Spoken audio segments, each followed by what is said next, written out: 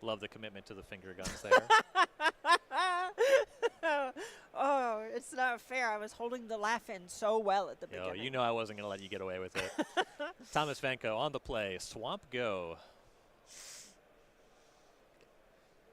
Ooh, a nice Aaron Macer from Webb.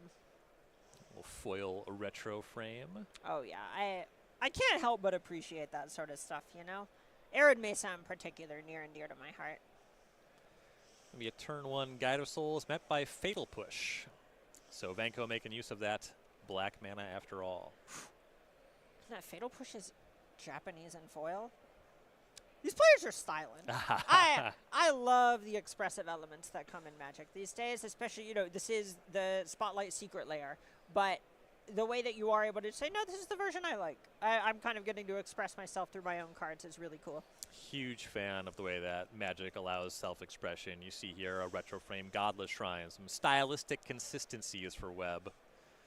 Eldrazi Temple go on turn 2 for Venko. Looks like we're gearing up to a Thought-Knot Seer to me. Could also have an Orcish Bowmasters at the ready. Or Kozilek's Command.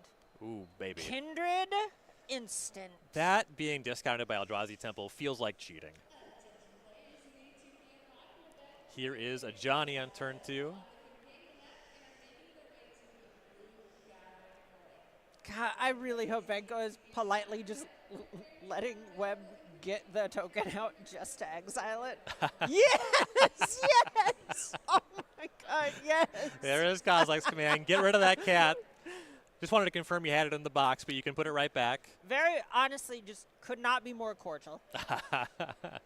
Scry 1 draw a card is going to be the other mode on our X=1 Kozilek's Command. Giving it a think on the scry, decides to put it on the bottom. As we go back Venko's way.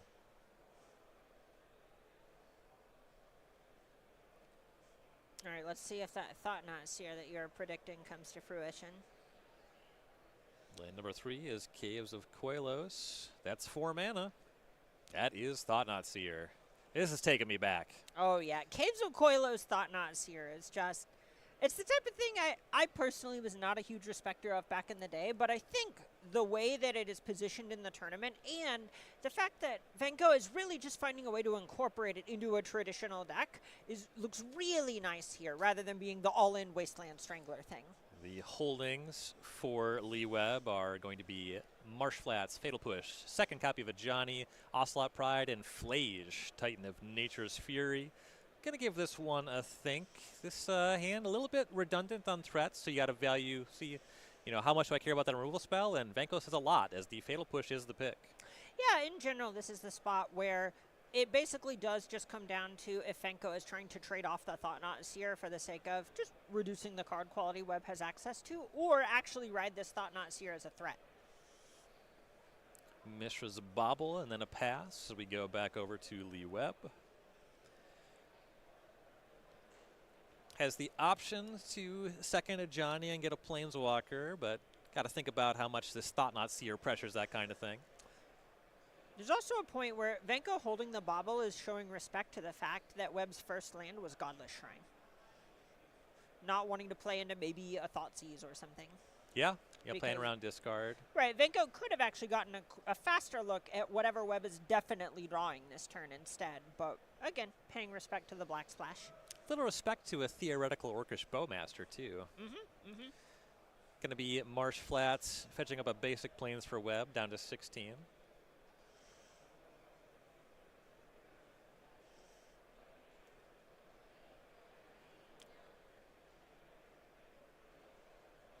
Going to play that second of Johnny. This time, we're going to keep the cat token in play and transform the Johnny, get a Planeswalker online.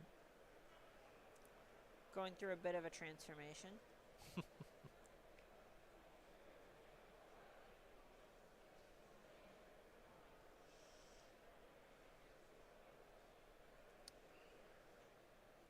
Now this begs the question what Webb's one-drop is. It is that Ocelot Pride. good use of mana on the turn. The Ajani is going to add another cat token to the table. Theoretically checking the potential attacks on that Thought-Knot Seer. Passes back. Now we see the Mishra's Bauble taking a look at top card of Webb's deck. And over to Venko. Draw for Bauble. Draw for turn. Hey, one good bauble deserves another. Right off the top.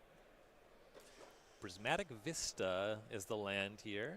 Has access to that sort of scry adjacent trick with the bauble if he so chooses. Kind of thought seize first.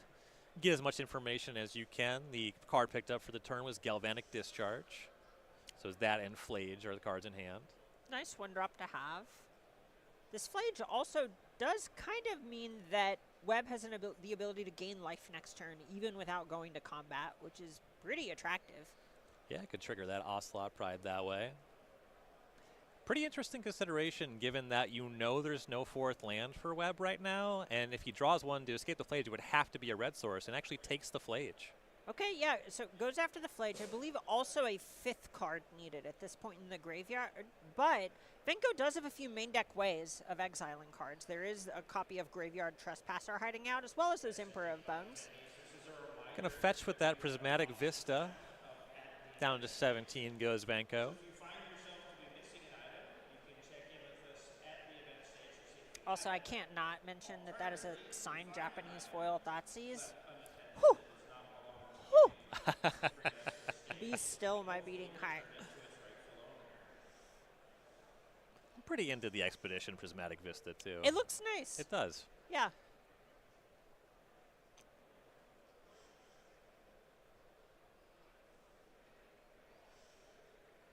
Nile Spellbomb. Ooh, the 1 for Urza Saga? Not bad. That's a nice answer to that Flage. As the graveyard gets exiled, then Venko will draw a card. I love drawing a card. Among my favorite game actions. It's up there, for sure. It is criminal. They let you get away with that every turn. Here's Mishra's Bauble. Pithing Needle! Yeah, another one of in the main deck because of that Urza Saga package. Yeah, that Ajani, that Planeswalker, that's offline. Player's kind of at a stalemate. Webb's going to draw for turn. We know the card in hand was Galvanic Discharge. No energy at this point in the game. Pickup was Bloodstained Mire. So having that way to answer the Flage, that already, you can see it mattered. All right. Webb going ahead and fetching now.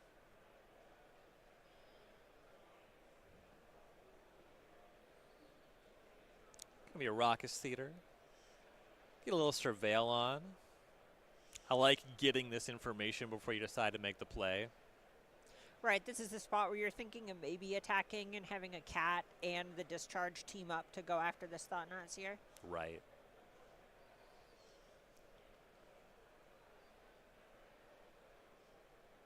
Taking a look at that top card. It's going to go to the graveyard. It was a Ragavan.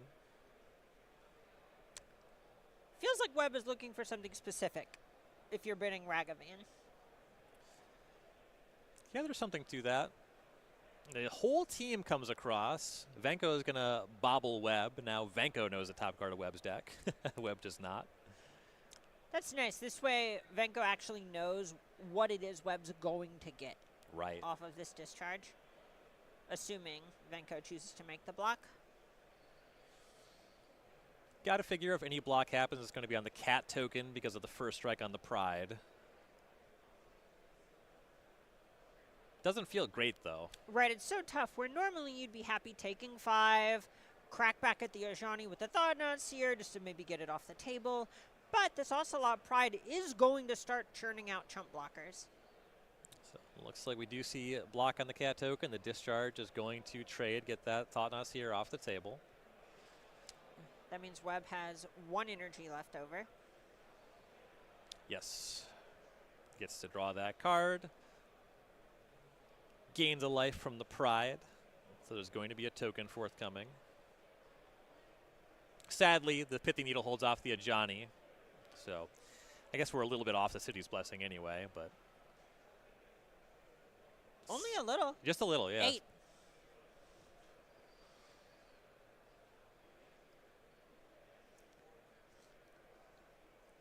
is the 1/1 cat. So we go back to Venko. Token, token, token, token, token, token, token, token. 1, 1, 1, 1.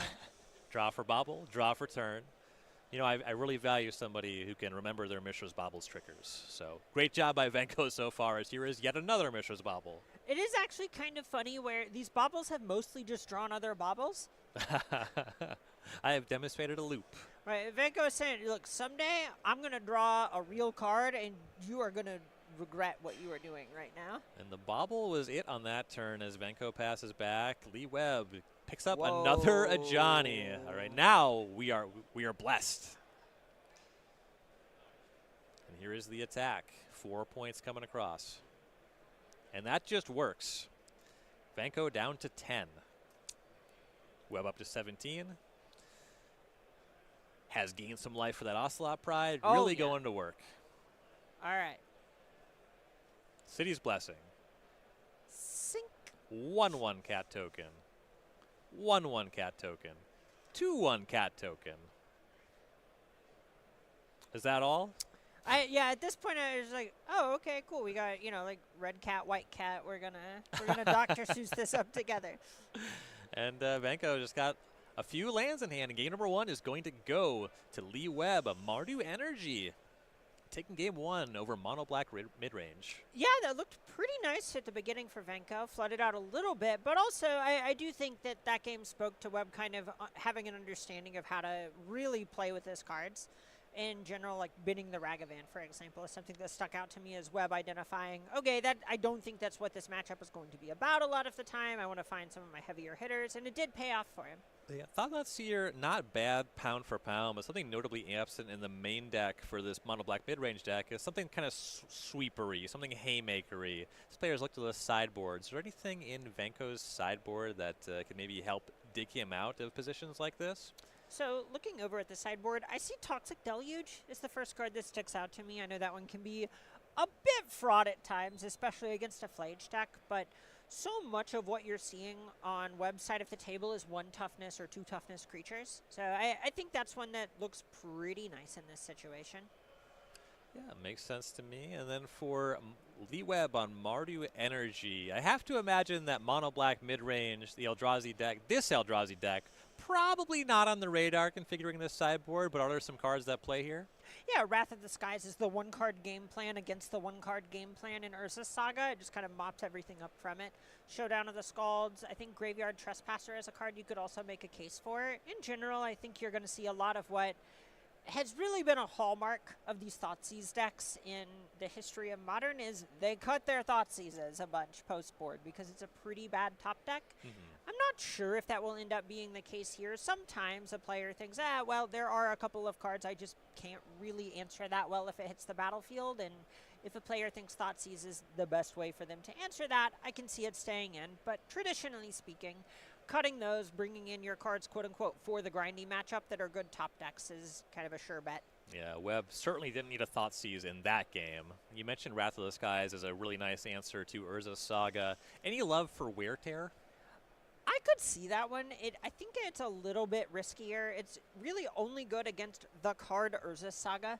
It ends up being tough if your opponent goes, say, Thoughtseize into Nethergoyf into Thought-Knot Seer or something like that, and you just have a Wear Tear in your hand, and you go, well, I don't know what I can do here. So there is another Stone Rain in the sideboard, but it only comes up as a Stone Rain sometimes. All right, indicate it.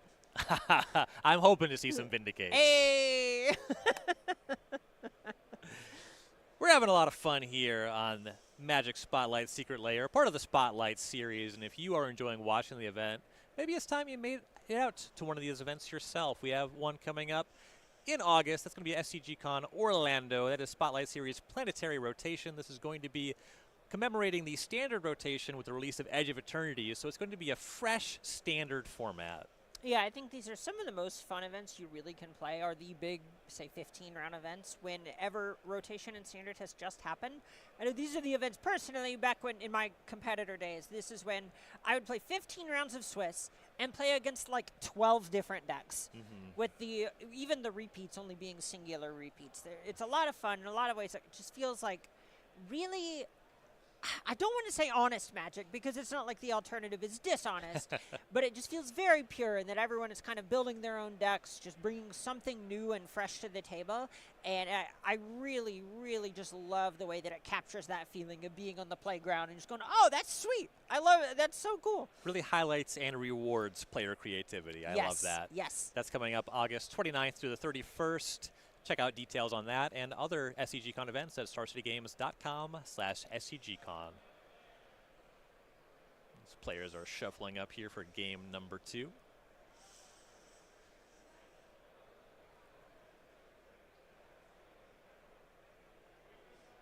And I think that last game really shows a lot of the strength of the energy core in general, right? As those are all cards that can be strong early on and they're a little bit above rate, but the fact that they are able to run away with a game if they are left unchecked for 1 or 2 turns just can't be ignored. Right. Thomas Venko will be on the play again as players look at their 7-card hands.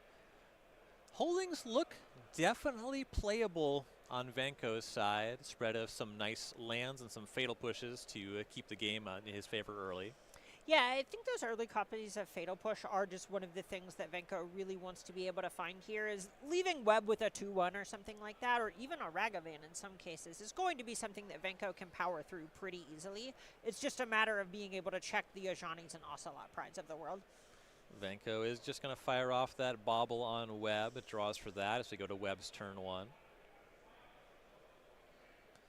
Webb will shock in Sacred Foundry, and here is Guide of Souls. I imagine that one's not long for this world. That one's tough. I could actually see it go either way, especially into the graveyard. That's the way I see it going. Yeah, yes. of course. So we go over to Venko. You see an Urza Saga in the holding. That will be the land for turn. Turn 2 Urza Saga is just one of those things that I always think of as just, it feels like a blanket when you put it onto the table. You just go, okay, no matter what, I'm going to play a game. Yeah. I'm going to get to participate in this game of Magic. I'm going to figure it out, and it's all details from here. Yeah, just lining up to making your 3rd land drop. At least I can make a construct next turn. Right. I have game actions to take. So we go back to Lee Webb. There was Nile Spellbomb also added to the table for Venko, as Webb is going to crack a Marsh Flats. Okay, and it looks like Webb does have those wear tears in the deck. A Stone Raid Appreciator. I mean, it would have been really nice here. Oh, yeah. That's something where, especially if Webb had just gone, say, fetch land, go, and then Venko plays Urza Saga, and you just get to spend your turn 1 blowing up your opponent's land, and while you're up a card by virtue of being on the draw, unbelievable exchange. Oh, yeah. Oh, with the first chapter 1 trigger on the stack. Yeah, I don't know if I could resist that. I got yeah. I'm already buying. Okay, you can stop selling. Yeah, right. Stop. Here's Dreams of Steel and Oil for Webb. Take a look at Venko's holding. We have 2 Fatal Push, and it looks like 2 lands. None of these are artifacts or creatures. But you sure can exile that Mishra's Bauble from the graveyard.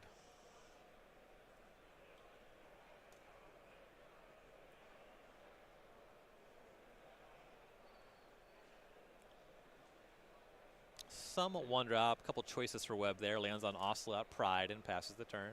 Notably, I think that might have been a Phyrexian Tower. It's one of the lands in Venka's hand. Ocelot Pride eats a Fatal Push. And we go back to Venko. Urza Saga goes to Chapter 2. Battlefield is stable. I believe you are correct. That is the Phyrexian Tower there. Oh. It's non-English in foil. It looks so nice. Oh, that looks so nice. I love the foiling on that art in particular, too. Just like the orb floating in the tower.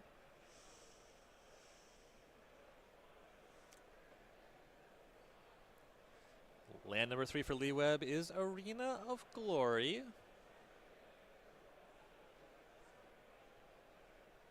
But no action. We are going to see that Urza Saga go to work. Here is a construct for Venko. Already at 2-2. Nile Spellbomb. Doing a lot of work today. I mean, it's not bad in this spot either, right? This is a spot where next turn, assuming Venko gets to do the thing, where activate it, get another token, search up another artifact. Those are 4/4s. That's a real clock. Oh, yeah. Ooh. Well, There's wear tear. Okay, okay. We're going to fuse that one. Definitely targeting Urza Saga, and then it's a choice between the Construct and Nile Spellbomb. Looks like goes for the Spellbomb. Denying the card, I like that. Does exile Webb's Graveyard. Get Billy Mays on the phone. It wears his, it tears his. Now that Construct, just a lowly 1/1. Eldrazi Temple is the land for Vanko. It's like Inquisition of Kozilek. All right, we see Guide of Souls, Seasoned Pyromancer, and Flage in hand. All of these cards are castable. Pretty unlikely Guide of Souls is the get. That tracks for me. Seasoned Pyromancer seemed to be the standout. Vanko agrees. Yeah, this is a spot where it's pretty clear Vanko is just saying, you know what, I actually would love if you spent 3 mana's worth of a turn on that Flage. Right. Both players also know about another Fatal Push waiting for that guide. As Webb gets to have fewer and fewer cards in hand as well, Seasoned Pyromancer does just draw cards. Yes. Ooh, really significant pickup for Webb. Plays that Guide of Souls, and then here is a Johnny Nakatl Pariah.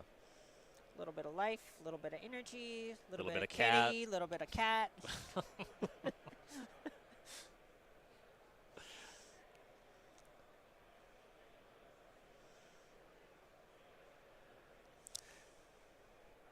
Going up to 2 energy, going up to 16 life.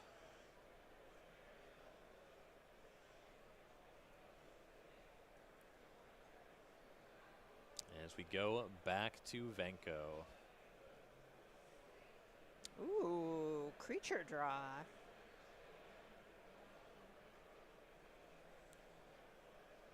Nethergoyf. That's got some power and toughness. We got a sorcery, we got an artifact, we got an instant, we got an enchantment. Okay, good spread. Little 5/6 situation. 1 mana 5/6 seems strong to me. I was counting on my fingers, and yeah, you're right. I agree with you. It took all of them on my hand. Right.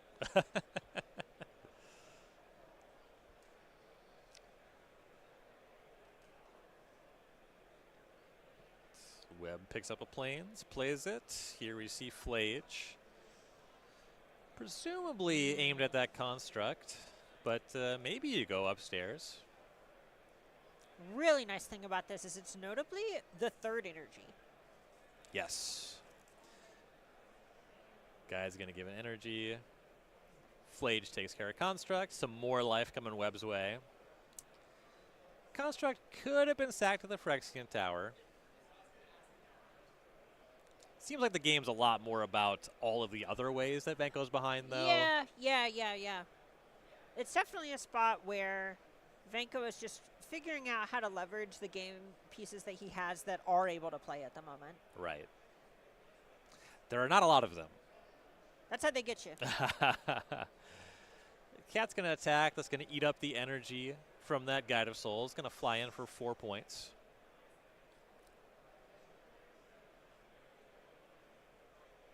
In terms of playing with game pieces, picking up your energy die and moving it onto your thing is just so satisfying. Oh, yeah.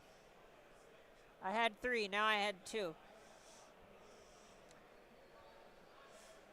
Vanko to 16.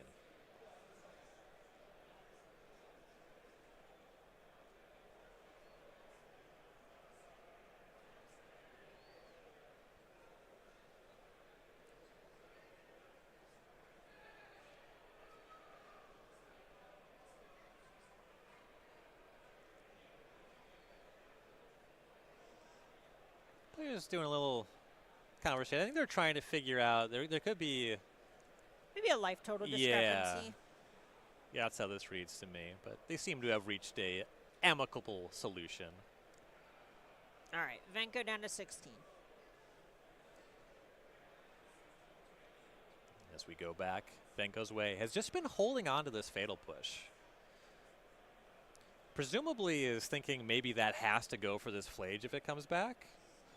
Yeah, it's really interesting. We're at this spot, I suspect Vanko is saying, okay, this is my last removal spell. I really have to make sure that I'm getting full value out of it, and maybe trying to set up a situation where Webb may say, try and transform an Ajani by casting another one or sacrificing this cat to something like a Goblin Bombardment. Less likely now, obviously, but that way you get the sacrificed creature as well as the Ajani, and Venko has a little bit of life to play with to that end. Yeah, that tracks. Cat's going to fly over again, Venko to 12. And that Fatal Push is just the last card in Venko's hand. So you do want to use it as best you can. Right. We saw, I believe Venko picked up another card, but we did not get a great look at it. It might have been a hand disruption spell. Those have not looked too strong in this game, too. Pretty tough. On both sides. Right, yeah. There is some of that dynamic going on where you do just need some amount of that.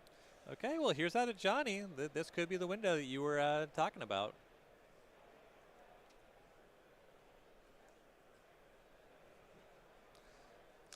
All right, so with the spell in the stack, goes ahead and Fatal pushes the original Ajani. Now, so there's not going to be a Planeswalker here. A little tough, and that's a spot where if you wait for Webb to legend roll one, you get the whole litter. Right. Yeah, it does not transform immediately when the cat dies. You still get that trigger that you have to acknowledge, so that would have been a window to take care of both the Johnnies. All right, what can Venko do to get out of this? It kind of feels like he's really drawing for those sideboard Toxic Deluge, right? Okay, but Kozilek's command off the top. That's not weak. That's not bad. It also notably exiles instead of destroying. Yes. And we might be in a situation where you have to / get that Flage out of the graveyard with the other mode. Yep, absolutely. This is a spot where I can see, I think there are cases for a couple of different things. Attacking the battlefield makes a lot of sense to me. I think Venko is starting to run a bit dry on life. But you can either overpay for the Kozilek's command for the sake of scrying a bunch, or you can go after Seasoned Pyromancer and Flage at the same time with the Graveyard Hate mode. All right, so Webb is going to crack a Marsh Flats. I think a quick confirmation about cards in Graveyard with this on the stack. Venko would like to not see this Flage escaped. Though a Surveillant here will force the action, and a Shadowy Backstreet is the find. Ooh, especially with Arena of Glory on the table. Yes. Okay, and here, like you said, forcing the action from Venko. Kozilek's command X = 3. The timing strongly suggests exiling the Flage from the graveyard is the play. That makes a lot of sense. Giving a real think to what to do with the other mode. When you're this far behind, it makes a little bit of sense to me to maybe try to scry into Toxic Deluge, but also that Flying Cat needs to be answered quickly one way or the other. Yeah, it's really interesting. I suspect I am more interested in scrying for a good card here, or a good couple of draws. I think Venko needs more than one good draw step from this point, and I'm somewhat interested in trying to aim for that. That being said, you are definitely losing 4 life if you take that path, so I do have a lot of respect for going after the flying attacker. And that is what Venko does. Gonna get 3 cards out of the graveyard as well. Flage among them. And Seasoned Pyromancer, notably. Ooh. There's part of me that thought Webb might just get the untapped land and make 2 tokens from the graveyard. Yeah. Yeah, that was an option there. The Surveil paying off a little bit, though, as Arid Mesa is surveilled to the graveyard.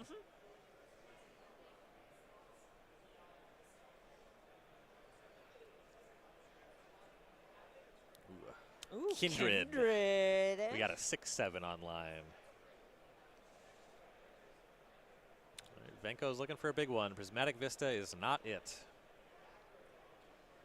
It's a big one for someone. Unfortunately, I don't think it's Venko. As Venko passes the turn back to Webb. With only 2 energy, Webb does not immediately have good attacks, and this Thoughtseize was not a great draw. And kind of like you sussed out, it's going to grab a Thoughtseize of Venko's.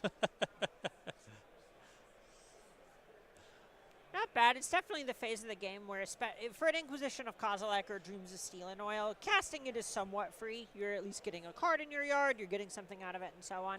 Thoughtseize does make you lose life in a matchup that is about that. Speaking of the matchup being about life, love this attack with the cat token here. What are you going to do, block? Give me a Planeswalker? Right, exactly. This is the spot where Ajani would immediately replace the cat token, and now that Venko doesn't have cards in hand, Webb knows the coast is clear. Yeah, it would be disastrous to block. Ajani transforms, get that cat token, get the third energy from the Guide of Souls. Venko's going to fetch up that snow-covered waste. Maybe it's just a regular waste.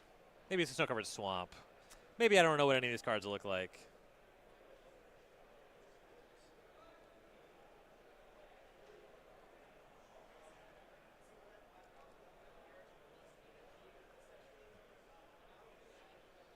Fun fact, Snow-Covered Waste, the first card in the MH3 file. Day one. No shot I would have guessed that. Day one. It's just when we're like, hey, we're pretty sure we want to try Eldrazi. Okay, well then we have to do Snow-Covered Waste. Obviously. Obviously. Like, you also need, like, for limited infrastructure reasons, you need colorless lands. That makes sense. Right.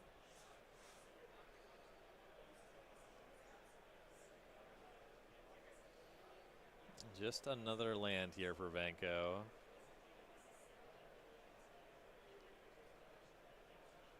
Is that an Urborg? It looks Urborgy. No, it's Urborg, Tomb of Yawgmoth. Oh. Not just Urborg. I was thinking of just Urborg. Yeah, not just Urborg. Unfortunately, Legends, not legal in Modern. Not legal. No.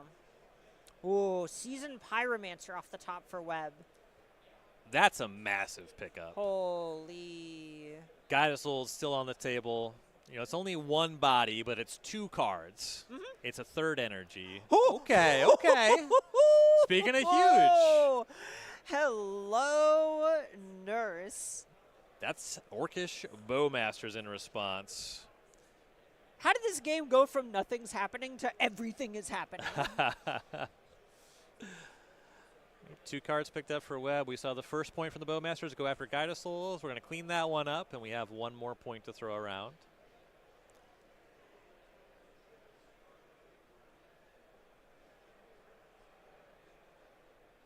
And I do appreciate mopping up Guide of Souls. Venko's at 7. So this is really the part of the game where all of a sudden Venko really has to respect things that can pressure his life total. Right. Ocelot Pride picked up from Webb, and notably that Pyromancer did gain a life. The Guide of Souls was still in play at that time. Oh, wow. And this looks like City's Blessing pretty easily here. I would definitely assume so. And now this attack with the cat is so good because it's not just a situation outlined before. There's now a City's Blessing Ocelot Pride online. So Venko just has to take this. Right. This Ajani will literally kill you because there's a red point, or excuse me, a red permanent on the battlefield. Right. So as much as that Bowmaster was pretty nice for Venko, I think the tide's turned even more in Webb's favor this turn. Holy. I mean, that's the thing, right? Whenever you are at even or it's kind of early in the game, the Bowmasters is great at contributing to a battlefield. In a spot like this, it isn't necessarily the best at getting you out of the hole whenever your opponent is going up real cards. Thought Knot Seer is the draw and the play for Venko. There's no cards in Webb's hand. Ooh. Oh, that's a combo. Oh, yeah, Orcish Thought Knot Bowmaster, Seer. Thought Orcish Knot Bow- Oh, wow. I have a feeling we're late to this party. Yeah, I think so, too. It feels like when we said those cards at the beginning of the match, back-to-back 5 or 6 times, maybe we should have, you know. Yeah. That's showbiz. Right. We're just learning more for next time. All right, this isn't the Rock You Theater. This is the Rock Us Theater, comrade. Boo. Unlucky. All right, well, on the other side, Webb, happy with what he sees on top. Scry to the top from being this far behind is... There's some cards that are immediately lethal, so could certainly be one of them. Oh, yeah, you see the Arena of Glory getting unsleeved, exerted, if you will. Graveyard Trespasser with Ace. Okay. I would not have guessed that this was the card, but it's not weak. It's daytime. Yes. It was neither day nor night, and it is now day. Trespasser's going to exile, I imagine, a creature card. That's going to bump Venko down to 4. We're going to see another one of those triggers when that Trespasser attacks. Right, and each one of these also represents some life being gained. Yes. And look at this. This Nethergoyf, I believe, is going to get shrank pretty hard here. So I haven't fully lined up attackers and blockers, but hasting that Trespasser, yeah, I assume that a sizable attack is coming in. The cats are pretty free. It's really hard to block 0 of these cats, right? Which means that Ajani will probably transform. I think we're about to see lethal. And lethal we do see. Lee Webb going to clean up over Thomas Venko. Mardu Energy going to advance to 5-0. Thomas Venko, though, still a good start to the tournament at 4-1 on Mono Black Midrange / Eldrazi. May see more of that deck this weekend. And this is the first Mardu Energy deck we've had on camera. We've seen a couple copies of Boros Energy. I don't believe that they've done the metagame breakdown just yet, but spoiler, Boros Energy is the most represented deck in the field. Mardu Energy, though, this is a deck where Webb is taking some liberties, trying some things a little bit different, and they're working